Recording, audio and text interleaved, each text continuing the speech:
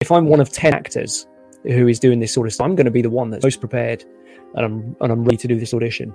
I don't want to leave any question in the casting director or the filmmaker's mind that I haven't done the work in the first. Going to reject me, it's because I don't look right, not because I've not done the work. You know, I think an actor has to have good quality questions, and I think, as Tony Robbins said, if you want better results, learn how to ask better questions. That's an art form in itself. So I think you've got to know who, what, why, when, where, how. You've got to know. You got to know who this person's connected to, who brought them up, who their friends were when they were young, where they grew up, what their responsibilities are now, and what they've learned in order to become the person they've become. So having good quality questions that you can ask throughout, that then you can provide answers for. If it's not in the text, us as actors, we've got to create that, even if it's not real. So the thought that creeps into your mind that says, hey, do you know what, you need to get a job. Just any job. But then that demotivates you, because then you think, well, what kind of job can I get? Because all I'm good at is acting. All I want to do is acting. All I want to do is be on stage and be a performer. So I kind of fell into the trap of, well, what else do I do?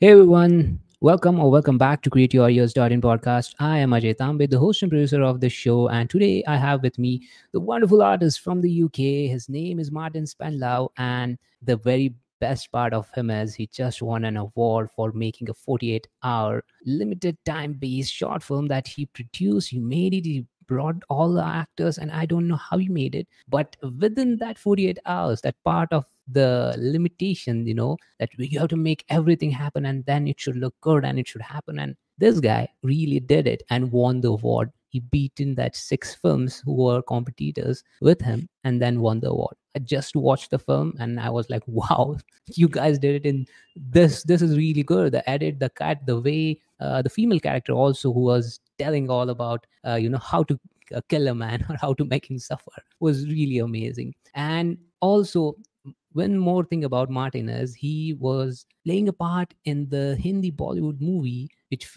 was starring Ajay Devgan, Shaitan. That I read on Spotlight. I was confused, like Shaitan, because once you change the language, once you change the country, the word sounds really different. So where we call it Shaitan, and it was like, I thought, okay, it's something. Then I went on IMDb and I saw what it was, Shaitan. And then went, wow, I need to know about this. There's a lot to know about this guy. He is really excellent in what he does. He is multi-talented. He's doing a lot of things, acting, writing, making, producing films and being a part of it. And also his training part was really good with the acting academy. He did a lot of courses, making sure that he is perfect in all the parts that actor should be, making sure that he isn't perfect. And to explore more, before we jump on all about and I talk more about Martyn, welcome to the show. Hello, Ajay. Thank you for having me. Really, really a pleasure to be here. And yes, I'm excited to talk about all of those things and more in this morning. How much time have we got? We've maybe only got an hour. Yeah. Let's see what we can do in an hour, shall we? Yep. Sure.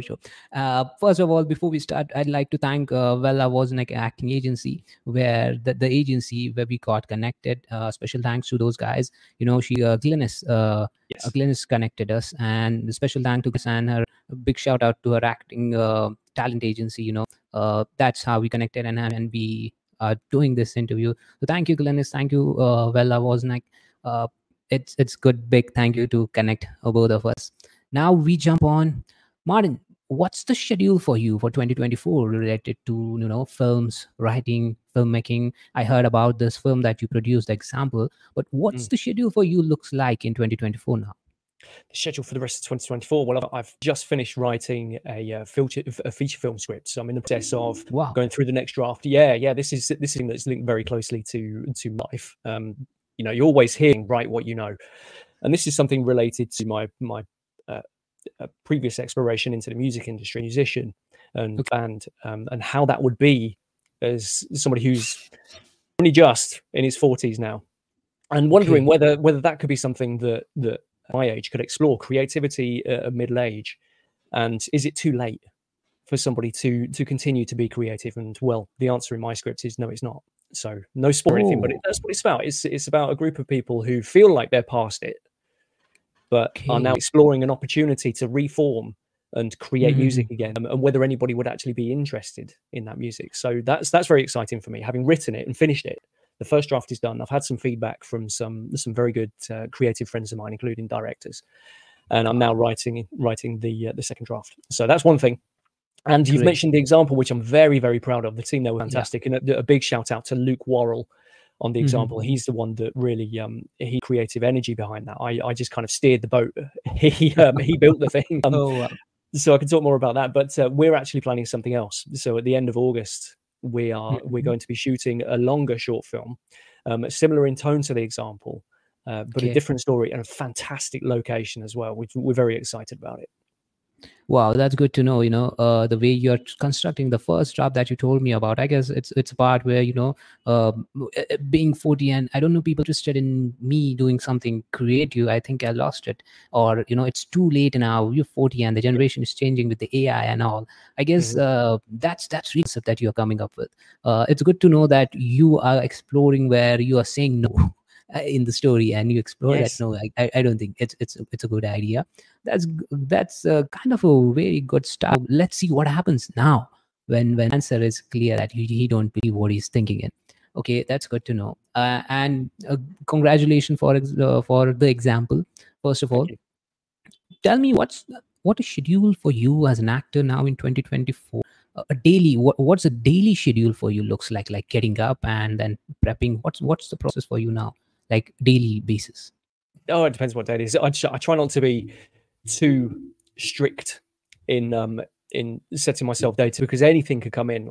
So for me, but I'm fortunate to have a good agent in Glynis, because there could be times when I've set myself a schedule of things to do that I'm so solidly stuck to that when an audition could come in with a very close deadline, which tends to happen. You actors out there, that you help to do a good self-tape or be able to get a train to London quite short notice. So we've got to be fairly flexible. But in terms of day-to-day, what I like to do is get up nice and early. I like to exercise. I like to have some good food and a drink to start off my day. But I'm also a training facilitator. That's the thing that props up my act work, because you know how it can be tricky in those first few years, changing career. You've got to have something to back you up. So I think it's really important to have something that gives you flexibility. Something that you can. I'm a freelance, you see. So my whole life is dedicated to generating business and being able to create good quality work. So whether that be in acting or whether that be in training facilitation, they're very related. So I'm very fortunate to be able to do both. So I like to be able to line up a day that I could be perhaps generating business. Maybe it's a meeting. Maybe it's having a face-to-face with a filmmaker, discussing potential opportunities together, like I've done recently. It could be preparing for a networking event that I've got that evening. It could be emailing directors, creating good quality, tailored approaches to casting directors, or it could be learning a script or a monologue. So I'm really not strict with it, because I think it's really important that we go with the flow. I think creativity comes from not stifling yourself. I mean, some other people might disagree. You might be here knowing that you've got the same thing to do every single day, but that doesn't work for me. I think it's really important to go with the flow. And at least have some loose idea as to what you want to achieve by the end of the day. That's also really important. Got it. And I guess the one thing that you mentioned, that you organize depending what are things coming in front of you on that particular day. It's important to organize what's in front as an actor, and then figure out what's the best possible thing that I can get out of this, to make sure that every hour or every second or minute is divided into the creativity, and making sure that you grow with that creativity. It's good to know. Also, are you in anything other than acting? Like, are you doing any or kind of freelancing services? Is it in the media industry or outside media industry? It's outside. It's connected to my previous work as a training facilitator. I spent 15 years doing it, and I came to a point where I realized that wasn't the thing that I wanted to do anymore. It was never the number one. The number one was always being an actor. Ever since I was a child, it was I want to act. But my life took me down a different path. It was like many working actors, many working actors didn't have those opportunities available to go to drama school, to be able to fund that, to maybe the backing from parents or friends or family. It just wasn't the done thing in my small town where I grew up. Timing. Timing as well. Timing, confidence. confidence wasn't there, the Got belief that you can actually make a living from something that you love like that. So I it. went with my second best, which was I learned how to facilitate training programs. And I went into the corporate organizations, and I wrote, designed, delivered, and evaluated training programs. So I still do that as a freelancer. That's something that still props up my acting world. It's yeah, I guess it's necessary, and it keeps you, you know, free, where you That's think right. you have to do creative thing, but you need to fund that creativity. So I Exactly. Well, right now, until Martin Scorsese calls and put me in one of his films, so I've got to continue yeah, I mean, doing like, training work, you know. yeah, and there's a lot of loading for you, you know, as an actor. You are really the way you organize thing. I guess your job, what you were doing, is help you out to do something that you never imagined would happen in this field. That project that you did in 48 hours, getting all these people on board in one board. I guess that comes from the job you're doing. That doesn't happen for any artist, you know. It comes from, so I guess that 15 years helped you in that 48 hours helped you build that film that won the award. So yeah. So tell me, before we jump on to how you are doing and the projects the that you did in 2024 till 2020, 21, 22, I'd like to know the place and the period where you were in your childhood days, and how you got connected with films, watching TV and watching your favorite shows, and then thinking of one day, I really like this, what I'm seeing, and I want to do this. So can we jump back to that? Oh my goodness. From the earliest years of my life, just seeing people perform was just magical for me. It took me to somewhere else. It was great watching those old 80s television shows. People my age would remember TV shows. Like my favorite was Knight Rider. So watching David Hasselhoff on the screen driving around in this cool car, it's like, wow, that looks like a great job. I'd love to do that. And there was also a TV show. It was a children's TV show, which not everybody remembers. It was called Let's Pretend. And it was these performers that would they'd have something that they would improvise, and they would just become these different characters and these different animals, and they would pretend in the space. It was very simple, but it was broadcast, and I hated it because you saw the performers being silly. And I was like, Mum, I really want to watch Let's Pretend. I love Let's Pretend. So for me, it was that gave me the sense of anything that came up in school that involved going on stage and pretending to be someone or something else was just incredibly, was magical for me. It was transportation to a different world and a different being. So it's those kind of things that made me want to crave going up on stage. So how old were you when you started getting attracted to all this, and you started getting the feeling of, I wish I was there, and you know, I wish I was doing one of those parts? Oh, 4, 5 years old. 4, 5. I must have been really 4 or 5 years old. Yeah, there was. I was in primary, and I heard that there was a production of Puff the Magic Dragon going to be happening, and I wanted Puff the Magic Dragon, and so we were in the school hall, and we were being told about who was going to be playing Puff the Magic Dragon. I was stood there wishing that it was going to be me, and it wasn't. I wasn't able to play Puff the Magic, somebody else, but I did get a part. So I was dressed in blue, and I was waving little bits of cloth like the sea. Yeah, so that was my job in that. So from then it was then, right, what can I do next? Can I do something else? Is there an opportunity for me to do something bigger? And I craved bigger parts. Okay, got it. And I guess the age of 4 or 5, having good access to television and the show, I guess really spiked the interest in this field. You know, want to be the guy who's leading this whole thing. How you got into theater, you know, doing all the stage plays in school period? Were you performing? What kind of plays were you doing, like in the school period? Just yes, in school I was. So there were school I always wanted to be involved in, and I was also a Scouts, and I was a member of a youth club in my town as well. There wasn't a huge amount to do in my town. It's a very quiet, small, quite rural working town, and the Scouts would put on the gang show. So I had that. I could be part of a show that was performed locally. Everybody would come and watch it, a few hundred people, and it was a great experience. At school, it was putting my hand up and saying, I want to be in the school play, and the drama teacher something. So I was 11, and I got the lead in a play called The Nose, and it's very short. It was about a 15-minute play, and it was about a prince who was born with a huge unsightly nose. So that was me. I had to have this big nose on the stage. Disability. A bit like Cyrano de Bergerac, kind of, you know, if you think of Gerard Depardieu with those, it was kind of like that, but he was a prince, and it was about him trying to find love, but nobody would love him because he's got this big nose on his face. Oh, It was about how to break the curse. And that was performed as part of a showcase at a big theatre in Northampton called the Derngate. So that was a great experience for me. But I also did the gang show with the Scouts. And I even had the opportunity when I was about 14 with my youth club to perform on the stage at the Royal Albert Hall. And I got the lead in that, and running out onto that stage as a young 14-year-old boy with that spotlight coming down and hundreds of people all sitting watching was just an adrenaline rush. And we got times. So I was very fortunate, but it's about seeking it out. If it's something that you do, it's about putting your hand up and being the first line to say, hey, I'm interested in this and I've got something. Let's work. I guess that 4-year-old you really got good boost in the performing the play, in front of huge audience. That particular boosted you to know you thought, hey, I guess I have a career and I think I can make sure that I thrive in this field. I guess 14, where you thought I can lead in this field and I know that I have a career. So what happened after that? Were you into high school, college? Were you still performing plays, or it just got scrapped? You just focused into going audition and then job. What happened next? A loss of belief. It was a loss of belief that somebody like me could actually make it, even after having the opportunity to go on such a big stage. It's the thought that creeps into your mind that says, hey, you need to get a job. Just any job. But then that demotivates you, because then you think, well, what kind of job can I get? Because all I'm good at is acting.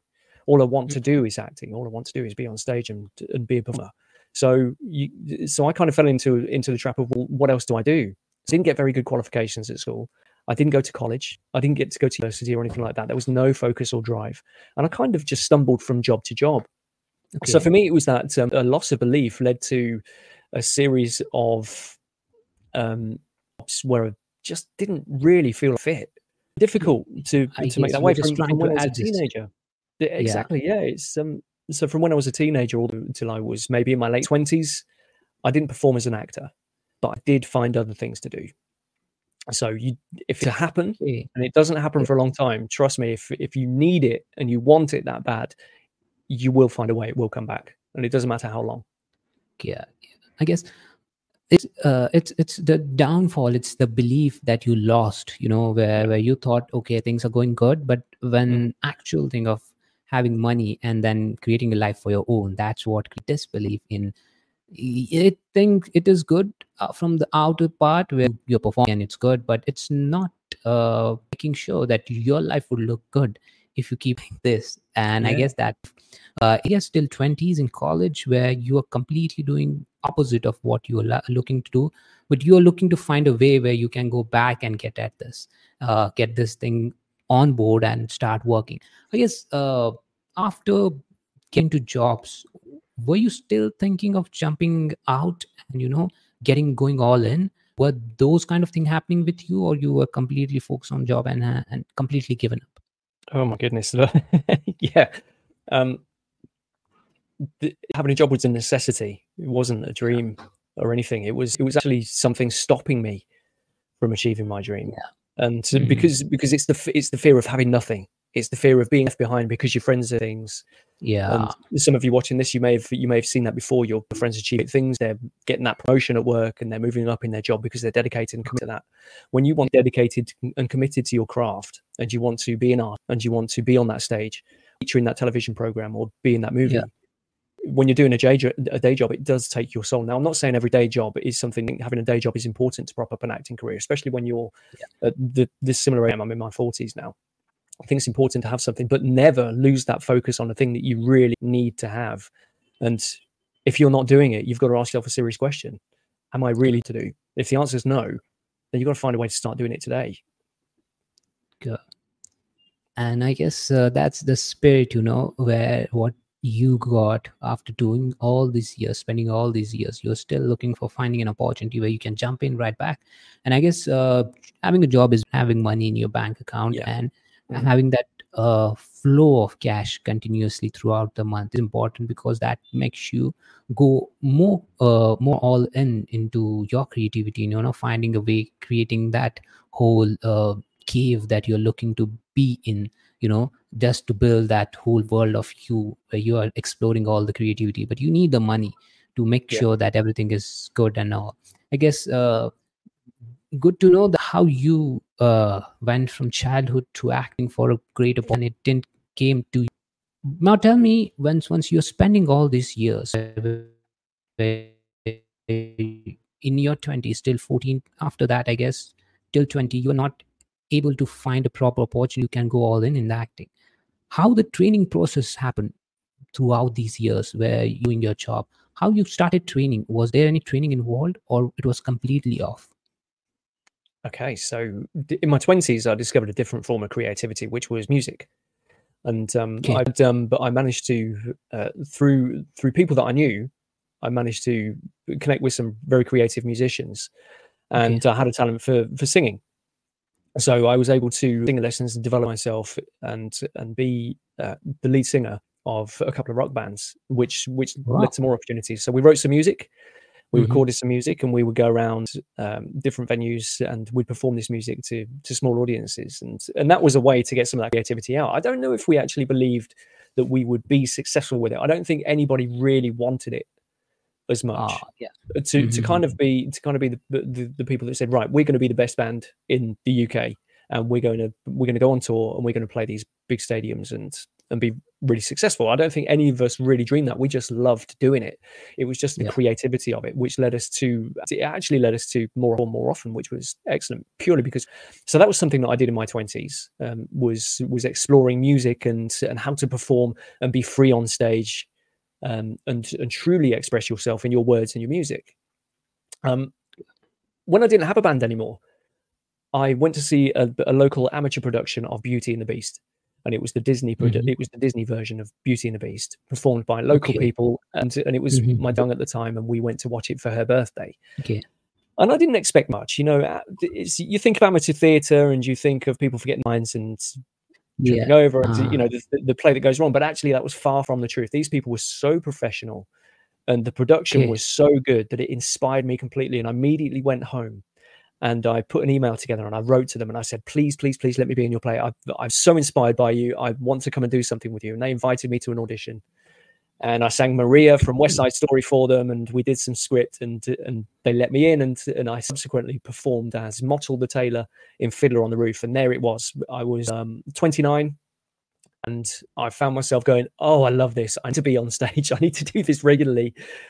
So I became a member of the Kettering Operatic Theatre Society, the musical theatre company. Did some shows together, and that kind of reignited. I've got something here. I was like, yeah, okay, I could do this. Maybe not professionally, but I'll do this for a while and see how it goes. Yeah, so the training really started with amateur theatre and working with some quality, and amateurs, not a bad word. I think people who are amateur are very great, really skilled people, great music, a fantastic director from London, and we put out some great quality pieces.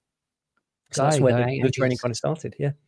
It's good to know, you know, where you really found out the passion and the ignition again, where you feel like I want to be this again. Yeah, that's the thing that ignited the fire, I guess, and you got back up on, you know, where you said, hey, please, please, please let me do this. That he made sure that you never leave this. And tell me, I guess you were part of that amateur club where you were performing musical theater and doing good and all. When you decided, no, I have to go, you know, train for a proper career in the, I guess now it's a time, because you were 29, you already have a daughter now, and a guy who's 9 making a decision is not someone who's making decision at 15 or 16. There's different when it comes to decision making. You know, you just drop out at 16 and, you know, take something, do something. Someone in the 30s who's coming up with some planning is making sure, because he has done a lot of decisions over the. So when you decided that, what was thought, like how, where did you go and what you do to make sure that you went to a proper training thing, and what was here that you decided I have to train myself now? Yeah, well, that didn't happen until quite a long time in the future. We're talking 10 years. A long time for that realization to actually occur, because say when there's children in the family, when you're the main earner in the family, and you've got a mortgage to pay and that safety of your family, because I've got 2 children. The responsibility on me was keep everything together and make sure that everybody's safe and happy. So that's where I was doing the amateur theatre. And my children are grown a bit. Actually an opportunity from the pandemic. It was I didn't have a job anymore, so I was a learning and development consultant for a large business. So I had good money, nice car, all the trappings, all the good things, lovely job. And COVID came along, so I didn't have any more work. So I decided, right, I need to do something for me. I set up as a freelancer, and during that setup, I had this realization. I was sitting at my desk and expecting. I was trying to find work and make new connections, and I had this moment. A voice came into my mind, and it said, "Are you really doing what you should be doing?" And the answer to that question straight away was, "No, you're not. You're not doing the things you should be doing." So the next question was, "What should you be doing?" And the answer to that question was, "You should be acting." What are you doing with your life? You're 39 now. So from 29, starting amateur theatre, doing a few shows, coming out, having a pause, focusing on career, family, coming back to 39, this question comes in. I should be acting. So I started doing some research. And I thought, what can I do that is maybe local to me? Are there any theatre companies near me that I can get involved that are doing rep theatre maybe? There's no rep theatre. Could I get involved with any local filmmakers? Well, I don't know anybody. Are there classes at the local college? Not accessible to me. I can't do those things. You need to be full-time to do that sort of thing. And then this popped up. Learn how to act online. The Acting Academy, Mark Pegg. I went, wow, what's this? Surely this isn't real. And you go on, you see Mark, he's been in EastEnders, he was in the Bill, he's produced films. Guy's a big deal. So I started looking at this and the what's it called? The ratings, Trustpilot. Great.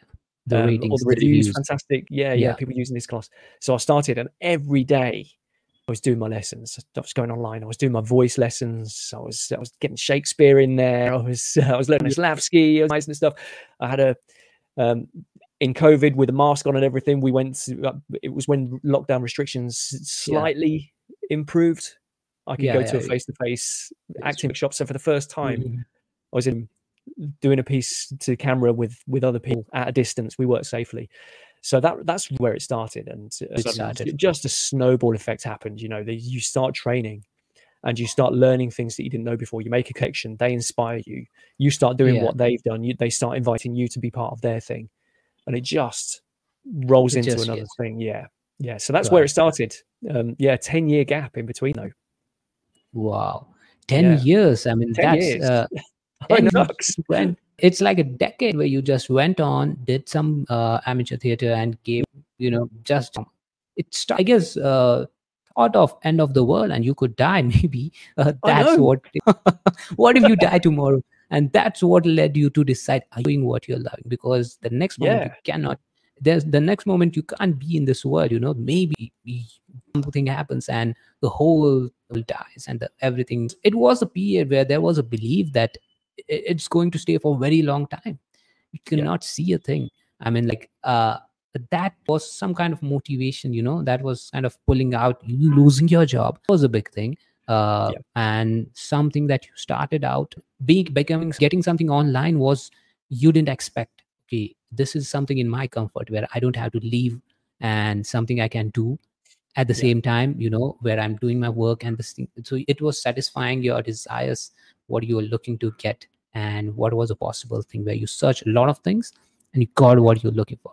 It's good to know, spending 10 years and then taking a decision at 39 and thinking of what it is possible. And then you went all in. I saw your spotlight. It was filled with the workshop, every particular part. And you made sure that you've got to get ready. There's lots of sparks of inspiration when you start training. The first lesson is only going to give you so much, but you keep turning up every day, and more and more to what you have available. You're confident without having odds in your life. You know what I mean? So because you start to, David Goggins talks about this in his book Can't Hurt Me. He talks about callousing your mind. So like in weights, you get calluses on your hands. Like if you were doing manual work, you'd get calluses on your hands, and that's to protect your hands as they're doing the hard work. It's with your brain. You do hard work and your mind starts to resist the urge to stop. Your resilience grows. And martial arts training gives you that. It gives you the physical, the spiritual, the philosophical, and so much more. And I've got to say that between that period of doing amateur theatre and starting up as a professional actor, I'd started martial arts training. I've been training for 8 years. And it gave me the confidence and the capability, the capacity, the determination and the strength to be able to actually go, hey, you're not doing the thing that you should be doing today. Why not do it now? Do it now. Just don't judge yourself on the Exactly. present. Make sure that you judge overall how you evolve over the days. I guess martial arts something where you judge yourself over a period of a month and 2 months, and you judge on how and the next month and the next month, and how you are throughout 6 months period. I guess that's what gave you the feel, hey, this is just one and another day and another day, and let's see what happens after a month and two. And I guess it's kind of a good mentality. I guess a mindset at the end of the day. You know, acting and being an actor is also a mind game, where what do you think of yours is very, very important before, you know, because that can kill you also, even if you are a very good actor and known actor. All this, we are at a place now where we are talking about you as an actor. Once a guy, a 4-year-old boy, was watching TV, then jumped into acting, and at a point where he lost the hope, did a job, get into jobs, and was changing continuously, had a family, suddenly watched a play and got excited to be an actor again, just doing amateur theater for 10 years. And then after, you thought, I have to do the training or not. So tell me about once you got trained, you know, your mentors and all, how you started working on yourself, like how the audition process now you were taking on, because now you're a trained actor, you got all the trainings, whatever it was needed for you. So now we jump on the audition part of you. So now tell me about what is your process of researching and understanding concept of, and the context all same time, you know, of the character in that whole before an audition, particularly for roles set in specific historical periods and unique environments. So I'm talking about how you develop yourself, how you develop your mind with the context in that whole scene and situation, how you prepare yourself once the script appears in front of you for an audition. Well, the first is to get excited about it, and you get excited about it by simply reading it from cover to cover and taking as much information from it as you possibly can. But I try to do that passively and try not to make too much decision in the first instance. I think it's important that you absorb the detail of the script and allow yourself to be excited about the project that you're coming up to, because sometimes you can read something, and I'm sure you relate to this. You can read something that doesn't really spark that much excitement in you, but you know it's a good opportunity and it's a job. I think it's important to think with a sense of, well, this could be something great. Even if it doesn't seemingly look fantastic in the first instance, you have to approach it as a professional and go, yes, this could be really great. So I think becoming excited about it by reading it fairly passively, first of all, is a great thing to do. Now, I'm quite old school. So now, I mean, I print off a script and I make pen annotations throughout the whole thing. What's this person's meaning? What's their understanding? What does this word mean? Let's underline this because I don't understand this word. Can I look up this word? Why is he saying it that way? Where's the dialect coming from? Because this particular word is being used. You know, where's this person from, and what kind of customs are in this part of the world where this person's from? So you start questioning all these things, and I write all these notes down the side of my script and build this kind of idea as to what this character could be. And from there, I start to feel what this person's like. And I think we could put too much into what is the logical step-by-step process here, but actually we need to focus on how does it feel? How does this person hold themselves? Are they hunched? Are they tall? Are they what? They use gestures? Do they use self-touch? Are they a nervous person? Are they tense? Are they relaxed? So I think all of those start to kind of speak to me as I'm going through and working out and making notes on the text. So these just kind of come. There is something else that I use as well. I call it my secret weapon. As a training facilitator, I come across quite a lot of good tools for behaviors and attitudes. One of them is from Carl Jung's psychological preference. So talking about thinking, feeling, introversion, extroversion. So very simply, I would consider whether I believe this character from the text is introverted or extroverted. Do they operate with higher thinking or feeling? Are they a person who is logical, or do they go with their gut? So from those 4 different areas, I start to build a bit of a profile around who the character is and what kind of circumstances they live in order to audition as appropriately and as effectively as I can. It's a good process, you know, the way you go for it. It's detailed, and the way you describe the whole thing is going to help a lot of artists who was going to discuss reel, you know, this particular 1 minute, 2 minute that you told. It's really a good know that you go this far for a character that you got to an audition, and you go this depth for any character that you look for. And hats off the way you got trained, and you invested time in very short period, and you are making these things.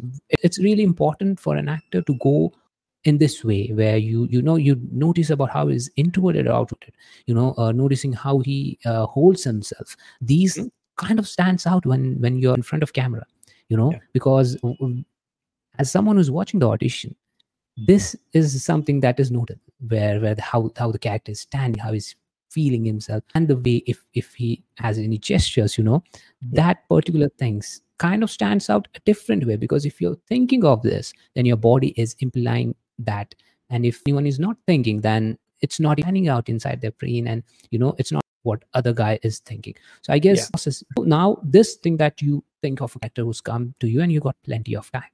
Okay, this is something where we are talking in detail about it. But now jumping on to a part where there's limited time. You just get, hey, you have to make a self-tape, just make sure, Martyn, we got something for you, and we got time. You're going on board. We're looking for 4 or 5 artists, and you're one of them. And now tell me about this do this clip, and I'm sending you something. This is the stuff that we got.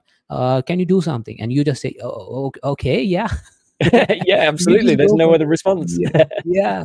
And now tell me, when you received this part where things are limited, and you have limited time, limited information, how you go for that particular thing, how you approach for that role, or how you audition, how you prep for that? Similar. It doesn't take long to break down the text.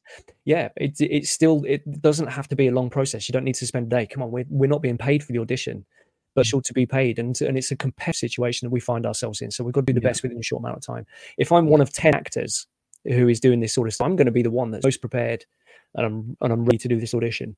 I don't want to leave any question in the casting director or the filmmaker's mind that I haven't done the work in the first. Going to reject me, it's because I don't look right, not because I've not done the work.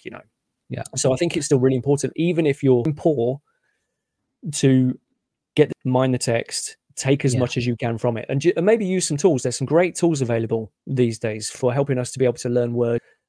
So yes, we've got to be dead letter perfect on it. It's important to do the text justice. And is there any strategy that you can learn? For doing something very, very quickly.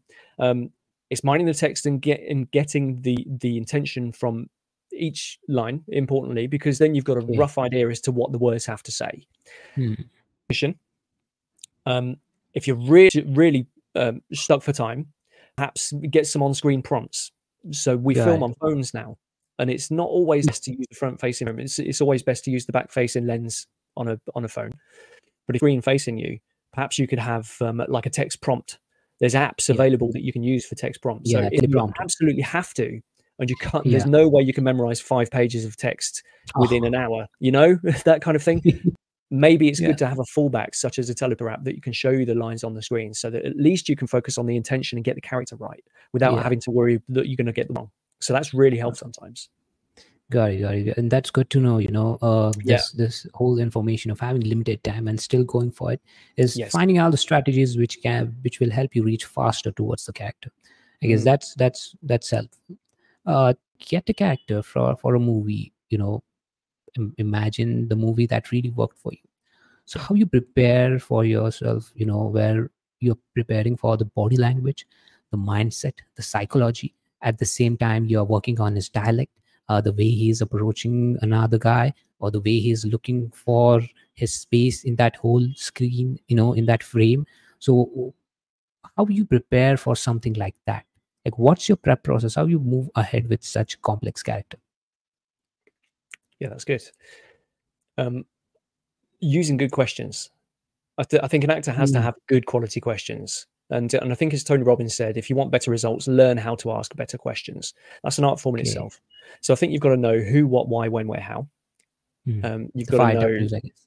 Yeah, you got to know who this person's connected to, who brought them up, who their friends were when they were young, where they grew up, what their responsibilities are now, and what they've learned in order to become the person they've become. So having good quality questions that you can ask throughout, that then you can provide answers for. If it's not in the text, us as actors, we've got to create that, even if it's not real. So, for example, I did a film called The Mystery of Mystery, which I'm very proud. Obviously on Amazon Prime now. My character was called Peter Landrigan. Now, on the surface, he's the son of the most successful romance author of all time. So it could be easy to say that he's a rich boy who grew up very wealthy, and he lives on his mum's estate because she's not alive anymore. In the film, she's already dead when we open the film, and he's living on her money that she earned. So if I was to take that and say, oh, it's just a rich boy, there would be no depth to the character. So I had to think, well, where's his dad? His dad isn't mentioned. So he misses his dad. He misses his father. His mother was very powerful. She was very determined. She didn't become the best-selling author by accident. She would have been putting her time into her work. Now, Peter's married a woman like that. So he's married a woman like his mother. Why has that happened? Well, he misses his mother, and he always wanted her to be around. He feels neglected. So all of those questions came in that weren't in the script, and I created this kind of background. And I talked to the director around those things, and he'd say, "That's great. That's what I think as well." So I think you've got to have that. You've got to have really good quality questions throughout your process: who, what, why, when, where, how, and also, like I said before, my secret weapon around using Jungian preference, Carl Jung's psychology, to think about: is he introverted, extroverted? Does he come from a thinking or feeling perspective? Is he somebody who's kind and empathetic and caring, or is he more logical and deliberate in his decision making? And it's a combination of those 4 different preferences that helps build a psychological profile. You don't need to be an expert, but it's good to have that. What is human psychology made up of? This is a great question. Good. Make that character human, importantly. Indeed. And and because the text will give you what the character's situation is now in that particular scene, but creating a world of that character and then imagining that things are happening to him will also help you a lot, building that character. And this is really helpful to know. Now, I guess I had a lot of questions, but you answered some things in really detail that all the questions just faded out. we had to skip. I do that. Yeah, that's something to do with me. You explain things in very good way that most of the things when I'm checking out my question box, I guess he answered that. I guess he answered that. I should have read your questions. I was like, what? I have to check now again. So tell me about, now we are jumping on your movies, The Mystery of Mr. E and The Evil Fairy Queen. So these both are different genres. The Evil Fairy Queen is, I guess, in the fantasy fiction, right? Yes. And The Mystery of Mr. E is in the present, where I guess they're trying to figure out who is the killer, something kind of thing. That's right. Yeah. I missed the plots there. But you played this in different genres. And someone like you who is preparing for roles, like the way you check the nuances, you make sure the mindset is good and all, you go in deep, what we can sum up. How do you adapt your acting style to fit the tone and demands of various genres? And what challenges you face while adapting to the genres, the years, and the situation? Yeah, it was interesting. Both of those 2 films, The Mystery of Mystery and The Evil Fairy Queen, they both came up at the same time, and I shot them back to back. Oh, so I had to learn both at the same time. So having that, going back to my process, having a really good, solid process that helped me to be able to learn both and kind of flick between the 2 characters. So The Evil Fairy Queen shot first for 2 weeks. Then I went to The Mystery of Mystery for 2 weeks. Then I went back to The Evil Fairy Queen, and then I went back to The Mystery of Mystery. So your question, having the difference between the 2 characters, is really important because they could have easily bled into each other, and to having them separate. I think it comes to what I know that those characters believe in those situations. Peter Landrigan believed that there wasn't a murderer, when clearly at the beginning of the film, this is the good thing about that film, the murderer introduces himself right at the beginning, so we know who the murderer is. We just don't know who is murdered. Peter Landrigan doesn't believe that there's been a murder at his house. He will not believe that there's been a murder at his house. He's got one intention, and his intention is, well, I can't give that away. But he's invited the twin detectives to his house to do a particular job, and that's all he believes. So in my mind, as the actor, I've got to believe that too. I don't know there's a murder. I don't know there's a murderer. I don't know who's been murdered. All I know is that I want these 2 guys to come and solve a problem for me. So that's my main intention. So with The Evil Fairy Queen, it's quite similar, actually. The the character I play in The Evil Fairy Queen is the dad of the family. He's called Tom Richards, and he's the glue that holds his family together. He's very empathetic. They've been through trauma, and he knows that trauma has occurred, and he feels that trauma, but he knows that he's got to support his family as a symbol of strength.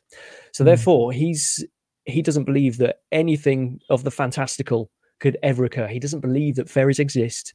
He plays along with his daughter because she believes in fairies, but his belief is not anywhere near the fantastical. He even struggles to believe when something magical and actually malevolent happens to him. He still struggles to believe.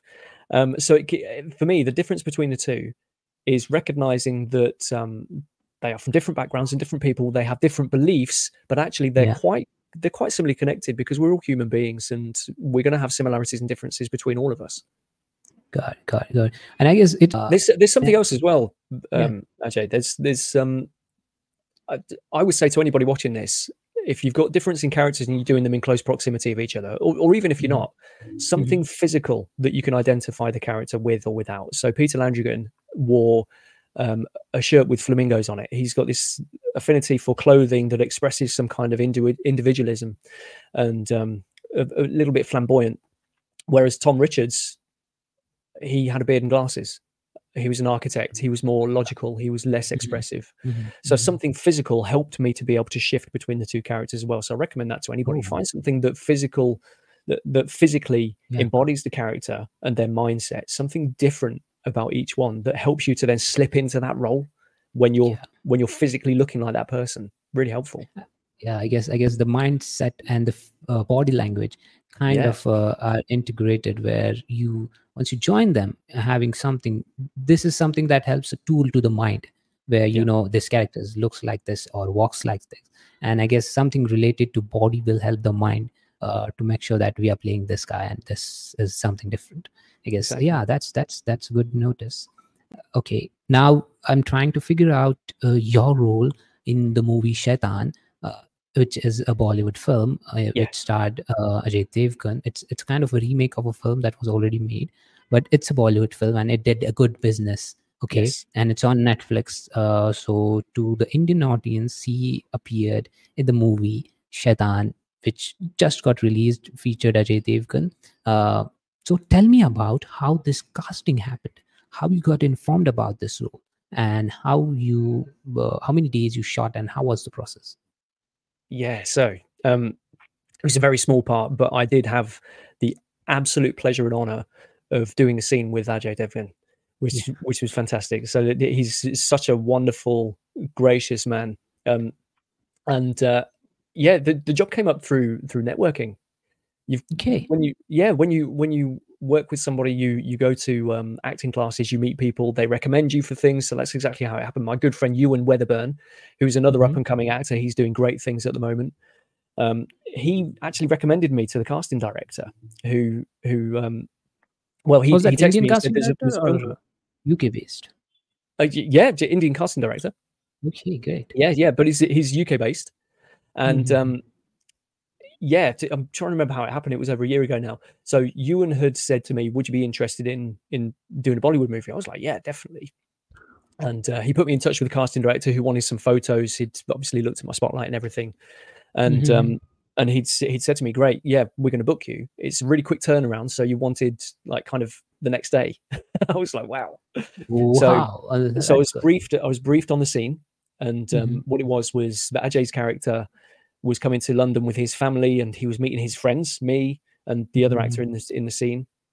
Our job was to show them around London. So there was going to be a montage of parts where we would be seen shopping and having dinner and all those kind of things. Now, because of restrictions, when we got there on the day, it turned out to be we shot a scene on top of a tour bus. It was an open top tour bus going around the sights of London, and we were having improvised dialogue between us about the trip to London and our friendship. And we had a really nice moment where I just said, shall I do some cooking tonight? And I said, but please not too hot. And he says, but that's the way that I know. And I said, well, I can't take it when it's too hot. You know this. And he's laughing and we're having a great time on top of the bus. So it was very short. It was an afternoon, and the small appearance in that film is a real honor. Great experience. Yep. It's not about the small appeals. It's about the process Yes, that it happens, and it's absolutely. about the excitement that movie created in this particular period. Yeah, It was number one on Netflix, and it did good business in the movie theaters, which is really hard to do nowadays. It's really hard to get good business, even the film has done, because now the OTT has kind of changed the whole system after COVID. So in India now, for Hindi films, it's really hard to do a business and a good business, any kind of movie. So there's a lot of movies releasing, but it's hard to, just get it to 100 crore club where things will be good and, the movie does good business yeah, on theater, movie theaters. So that's where this movie really did good. And that's what catch my eye. Like, wow, he was in the movie. I'd like to know what happened. How was the process for, getting into a Hindi film? That's good yeah. to It know. was very good. Yeah, Okay, moved okay. quickly, no fuss, just straight in, did the job, and there we go. Got it. And shout out to Yep. to Farhan, who got me that job. We've been in touch recently, so yeah, Oh, wow. Farhan's He's excellent. an He got me. actor or a casting director or He's in the casting director network? and actor, I believe. Yeah, Okay, great to know. Okay. You shout out to Farhan, man. Thank you yeah, for yeah. He's casting excellent. him. Yeah. Okay. So, is there something that you can share on the part of you appearing as Michael Hubbard QC in the Soham Murder Trial, right? The Soham Yes, Murder that's right. Trial, where you Yeah. were Michael Hubbard. So, tell us about that documentary drama and about the character first, so we can talk more if there's.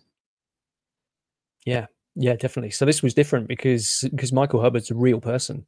Mhm. He's no longer with us, sadly. He died, but the Soham murders were 20 years ago now, so it's an interesting case to revisit. And a harrowing experience having to research it and see what actually happened to understand the character. Now, Michael Hubbard, there's not a lot about him online, but he struck me as quite a private person. I don't know the truth around that, but I was able to find a small amount of detail about where he came from, so it raised some questions in my mind. Playing a real person, you don't want to impersonate that individual. You want to portray them honestly and as closely as you can for anybody who knows the trial and knows the person. But it's difficult when you haven't got that much information. So a lot of what I had to do came from the text Yeah. and the direction that I And had. what do you have? And Yeah. yeah. So it couldn't come from real life interviews where I see him speaking and see him moving. I couldn't pick up any of those mannerisms. Like somebody who's in the crown would be able to look Yeah. at the king and see what the king does to imitate the Yeah. king. He does the thing Yeah. with the pocket and the sleeve when he gets out of the car. You can't do that when Yeah. there's no footage of the person. So I had to mine the text as usual, and do my research on the trial and actually see what words did this person say.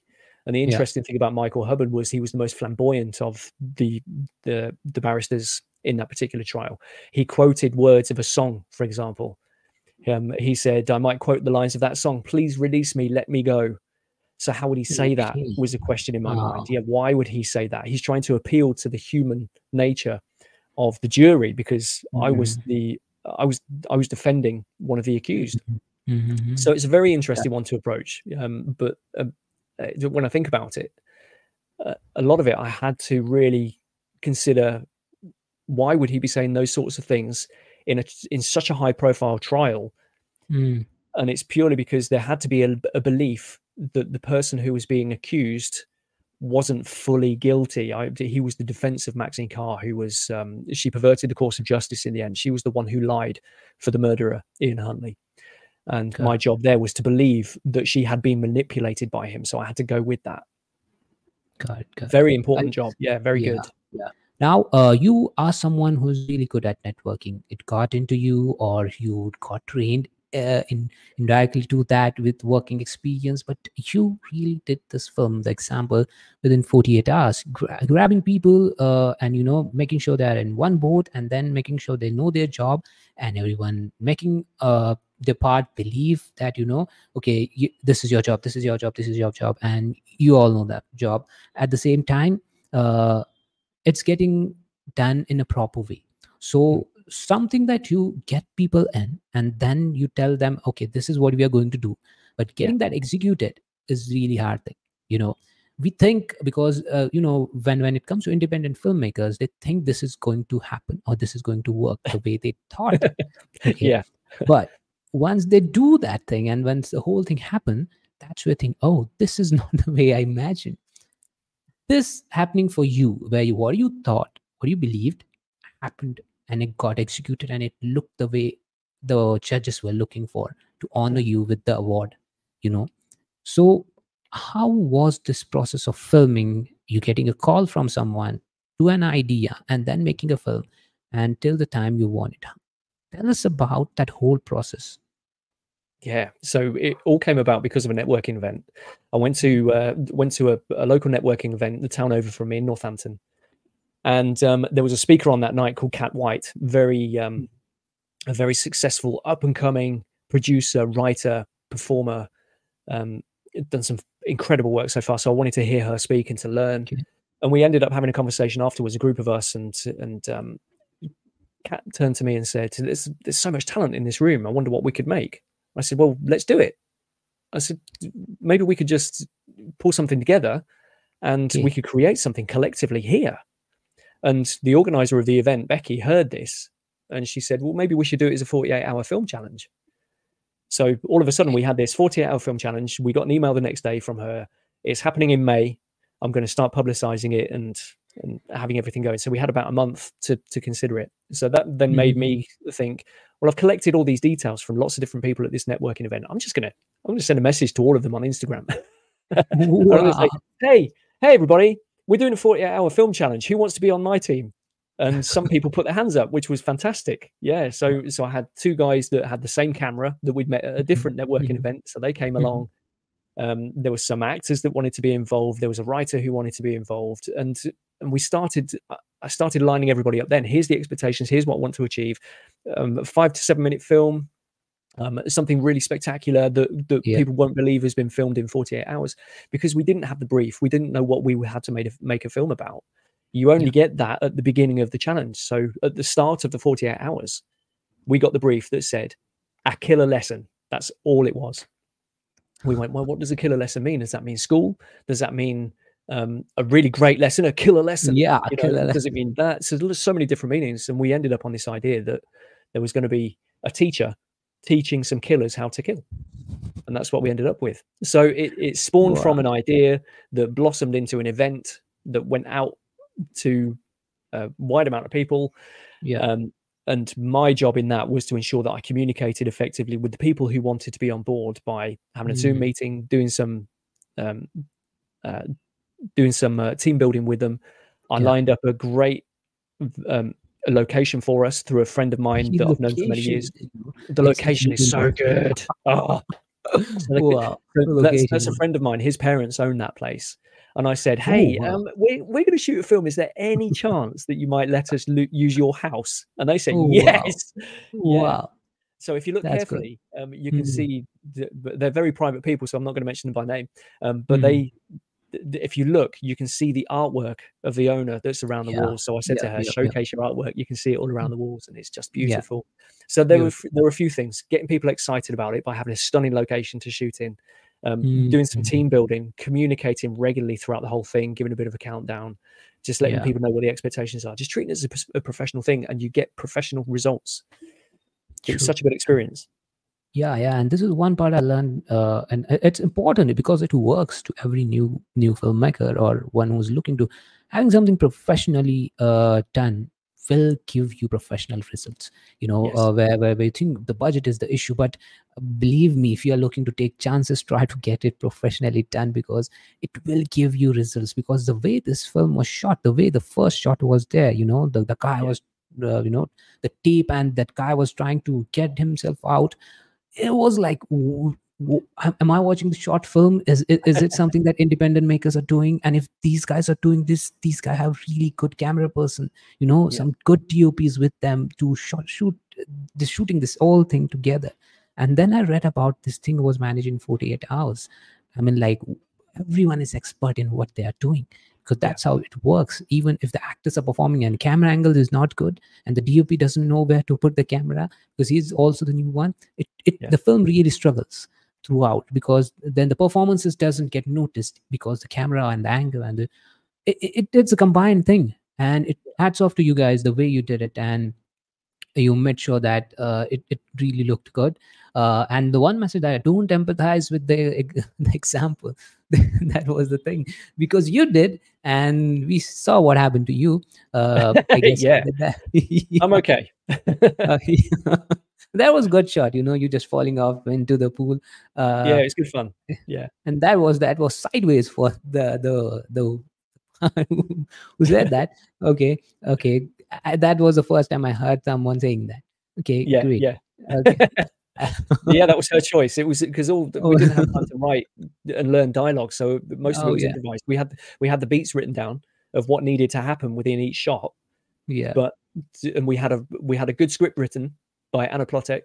Mhm. She put together a really good story based on what we created together, but we didn't have time to learn it, so we had to have a rough idea as to what had to happen in between each. But then there was freedom and creativity just came out, so stuff happened that we just weren't expecting to happen. Yeah. And that was incredible. We knew some of the stuff that had to happen, such as there had to be a moment where something goes wrong, and there has to be a moment where that then leads to some sort of consequence of it going wrong, which all happened. But really, we just had to make it up. So that was really great. And shout out to Luke Worrell, who was our director, and to Jordan Sclater, who was our DOP. He's fantastic. He's a lighting geek. He loves lighting. So that's why it looks so good. Yeah, great job. Which is going to help a lot of people, the way you think of any character. And now we are looking to get something out of you, which is rapid fire. Okay, so this is rapid fire focused on acting. Yep. I'm ready. Acting role. Okay, let's start. Okay. Yeah. First acting role you ever had. It was a soldier in the school play. Got it. Most challenging characters you have portrayed. Abraham Good in The Honourable Wife. That was one of my first short films. Good. Method acting or classical training? I think you need to have a bit of both, plus add in your own specific ways. Good. Favorite acting exercise or warm up? I really like. But there's a chair exercise where you can do it with two people, and it's simply yes or no. One person said yes, the other person says no, and you're trying to get them to sit on the chair. Okay, very good. That's good. That's good. Best acting tip you've learned? Best acting tip I've learned. Know everything you need to know well enough to relax. Okay. Favorite actor or actress? Gary Oldman. Stage or screen?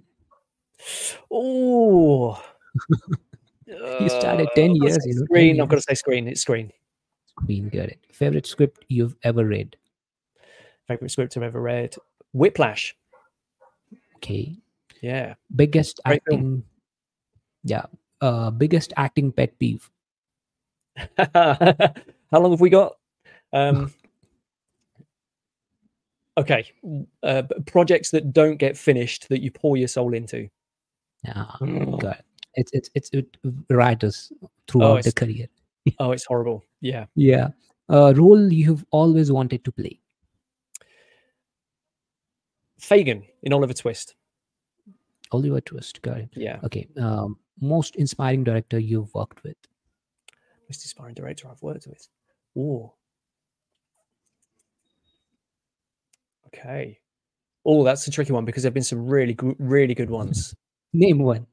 Just one. Let's go with. I've really enjoyed working with Martyn Top. Mystery. Okay, great. Go-to way to memorize lines. Break it down, get the intention, repeat. Okay. Most memorable audition experience. Most memorable audition experience.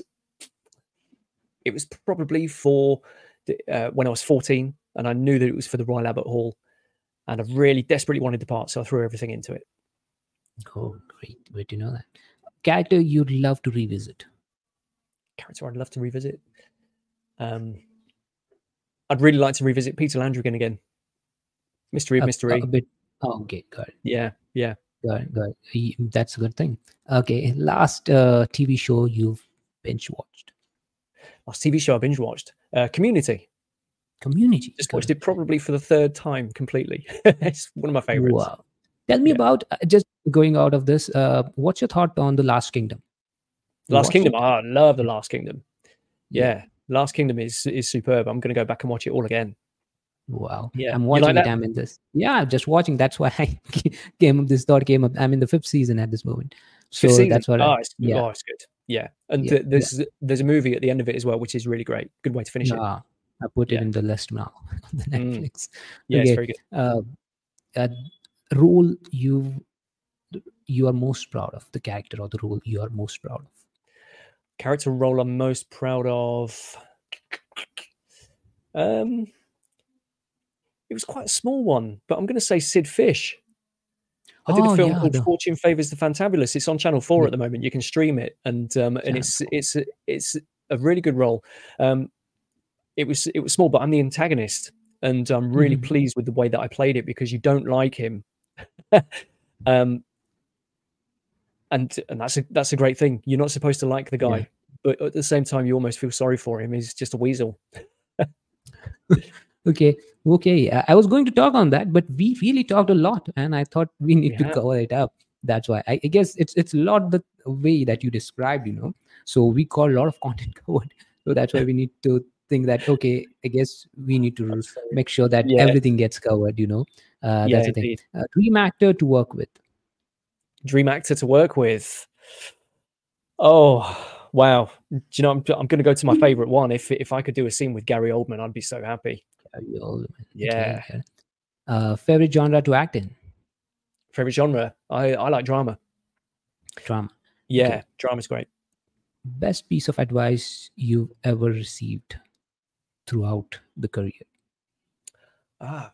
Best piece of advice.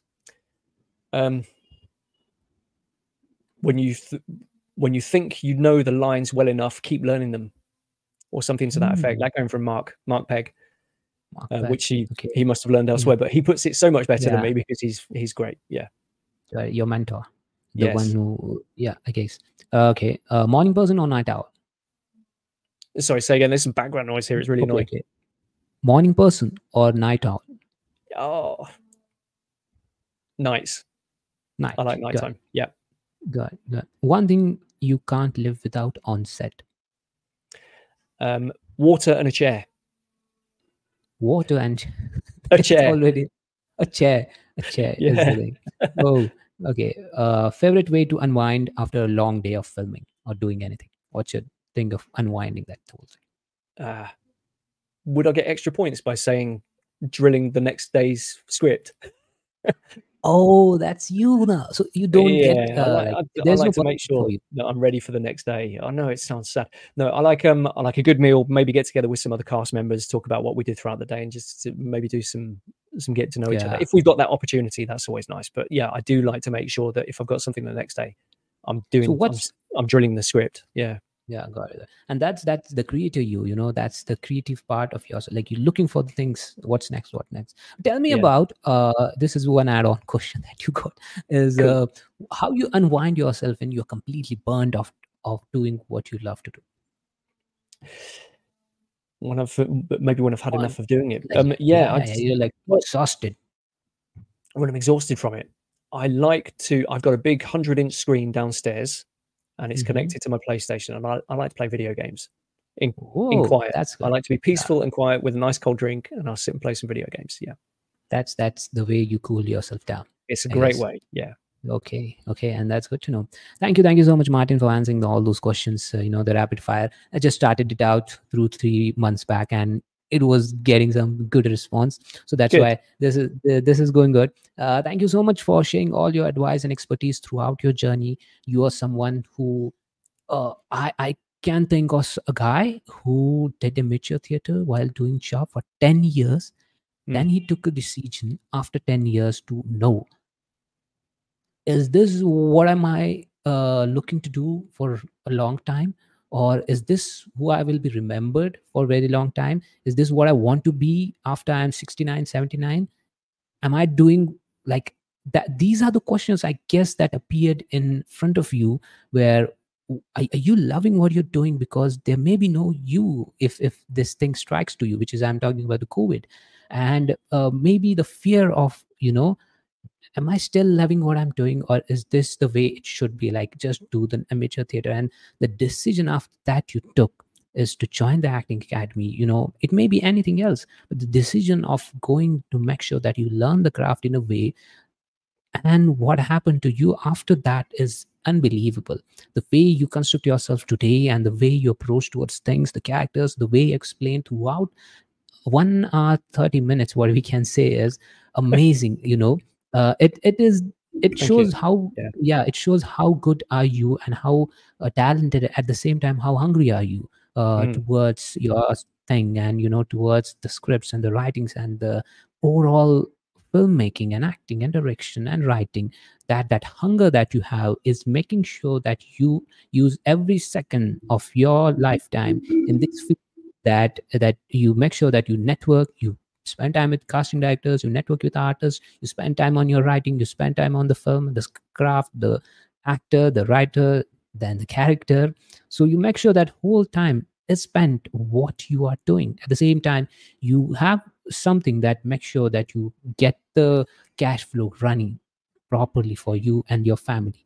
So that's a huge responsibility at the same time, to go this free with the field that you are in. That's commendable. The way you crafted your journey throughout this is something that people should not give up, is the thought that we can get. It's keep on trying. It's one day at a time, and then take a jump where you think now it's the time to take the jump. But do not give up. It is going to happen. That's what you said. Give yourself time.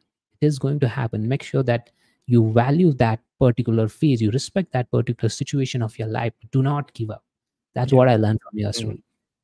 This is a story of Martyn Spendlove, who is an actor in the UK. He's worked in a lot of films, and he started as someone who was keen about acting, who was looking to be the part, be the lead of that thing. And slowly he got into it. And he had a big fall where he lost the belief that he was not going to be an actor, anything, and just start doing some jobs and all. But look at him now, the way he has crafted his journey, the way he's developed himself in the new version of him. It's commendable, and it's kind of motivation at the same time, inspirational. Thank you, Martyn. Thank you for your time. And now tell me about this is the final part of the thing. Throughout this journey, and someone like you who is going through something like this, someone like you who's starting out or is in the mid of the phase where they're working but they are not getting any kind of response from the way they are performing or they're doing, what advice you'd like to give to someone who is entering or who's in the field and struggling in the acting and writing field? Yeah, really, really important. Work on your mindset. Just do things that strengthen you day to day. It can be very easy to go to social media and look at what other people and hope that the connection starts. I still do that, and I have to make sure that I'm pulling myself away and saying, no, this is not helpful. It can be really easy to fall into bad practices such as complaining. Oh, things aren't happening for me. Just turn your mindset around. Things will happen. Things are happening. I need to do something today. Even if it's just one thing where you look up a Shakespeare sonnet and you read a Shakespeare sonnet, for example, that's something. So another thing is something that really helped me. It can be easy to go into Facebook groups and actors groups where you're looking to make those connections and you've got the best intentions, but there are people complaining about the fact that they're actors. Oh my goodness. It took me such a long time to get that belief and confidence to do it that I will never complain when I'm doing it. So don't complain when you're doing it, because you're doing it. You're there. If you're learning a text, that's the hardest part. Or you might have written a synopsis for a film idea that you have, or a play that you've got, or you're doing something that's a one-person performance. If you're doing it, don't complain. Train your mindset. Resilience will come, and everything else will follow if you hold that belief and you continue to practice resilience and gratitude. Thank you so much, Martyn. Thank you for this valuable advice. I guess more than this advice, the way that you told your story throughout this podcast is kind of learning experience to the new artist and to the new actor who's looking to be a good actor and someone who want to build a good career for 30-40 years. It's a lot to learn from this podcast. Thank you for your time. I hope that you have the beautiful evening after this, and you enjoy your time. I know there's a lot into your schedule, but special thanks to Vela Wozniak, the acting talent agency who signed us up and make sure that we guys do something creative that get something content for the actors, new actors, up and coming artists. So something that is really helpful for this acting industry. Thank you for your time. Thank you for being here. Thank you so much for sharing all the expertise that you got till 2024. And there's a lot loading for you. But till then, thank you so much. Well, thank you, Ajay. Real pleasure. Thank you for having me. Okay, so to all the listeners, all the social media links related to Martyn Spendlove, his films, his IMDb, his spotlight, his professional email, if anyone who's looking to connect with him, is mentioned in the description of this particular episode. So make sure you go and follow Martyn on Instagram, Facebook, whichever is the best platform for you. If you are an artist or a talent agency who's watching this, make sure his email spotlight is mentioned in the description so you can check that out too. Also, this is a podcast show, but also we produce stories, dramas, creative things that we do in romantic stories, crime stories, fiction stories, all genres. So make sure you check out the stories mentioned, your favorite genres. They are free to download. You can listen them, download them, and listen as per your convenience. So make sure you go and check them out too. This was Martyn Spendlove on creativeaudios.in podcast. I am Ajay Tambe, the host and producer of this show, and now I'm signing off.